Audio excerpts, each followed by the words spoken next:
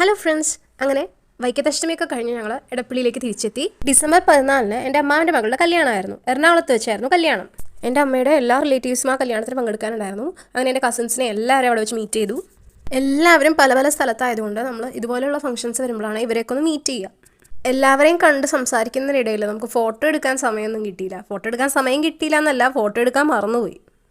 കിഷുക്കടനും ഭയങ്കര ഹാപ്പി ആയിരുന്നു. കാരണം ഇത്രയും ആൾക്കാരെയൊക്കെ ഒരുമിച്ച് കണ്ടപ്പോൾ കിഷുവും ഹാപ്പിയായി. ഇതിനകത്ത് മിക്ക ഫോട്ടോയും ഞാൻ എടുത്തതല്ല, എൻ്റെ കസിൻസ് എടുത്ത ഫോട്ടോയാണ്. അവരെനിക്ക് അയച്ചു തന്നത് ഞാൻ ഈ വീഡിയോയിൽ ഇൻക്ലൂഡ് ചെയ്തതാണ്. കിഷുക്കുട്ടൻ്റെ അച്ഛനാണെങ്കിൽ രാജസ്ഥാനിലെ ഉദയ്പൂരിൽ ഒരു മീറ്റിംഗ് ഉണ്ടായിരുന്നു. അങ്ങനെ ആ മീറ്റിംഗ് കഴിഞ്ഞ് യദുച്ചേട്ടനും എറണാകുളത്തെത്തി. അങ്ങനെ ഞങ്ങളെല്ലാവരും കൂടി ഒരുമിച്ച് വീണ്ടും കോഴിക്കോടേക്ക് തിരിച്ചു പോവുകയാണ്.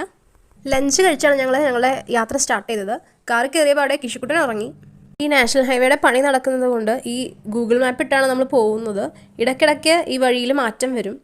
ഒരു 1 hour കഴിഞ്ഞപ്പോഴേക്കും കിഷുക്കുട്ടനെ എണീറ്റു. വൈകിട്ട് കഴിക്കാനുള്ള സ്നാക്സും ചായയൊക്കെ നമ്മൾ കാറിൽ കരുതിയിരുന്നു. ഇടയ്ക്കിടയ്ക്ക് ബ്ലോക്കും കിട്ടി, പാട്ടും കേട്ട് ഞങ്ങളുടെ യാത്ര ഇങ്ങനെ തുടർന്നു. ഈ വൈക്കത്തേക്കും എടപ്പള്ളിയിലേക്കൊക്കെ വരുമ്പോൾ ഞങ്ങളുടെ ഏറ്റവും വലിയ ജോലി എന്ന് പറയുന്നത് ഈ വീട് വൃത്തിയാക്കുക എന്നുള്ളതാണ്. തിരിച്ച് കോഴിക്കോട് എത്തിക്കഴിയുമ്പോൾ അവിടുത്തെ വീട് വീണ്ടും നമ്മൾ വൃത്തിയാക്കണം. കാരണം ഇത് ഒരു 7 ദിവസം പടഞ്ഞു കിടന്നിരുന്നതാണ്.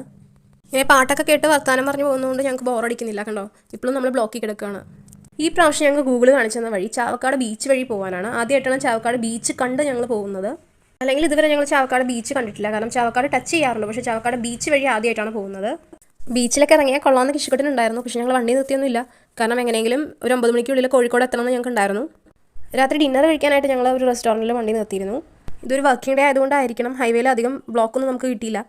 ഞാൻ മുമ്പ് പറഞ്ഞിരുന്ന പോലെ തന്നെ കാറിൽ ഒരു 5-6 മണിക്കൂർ യാത്ര ചെയ്യുന്നതിനേക്കാൾ എനിക്കിഷ്ടം ട്രെയിനിൽ യാത്ര ചെയ്യുന്നത് തന്നെയാണ്.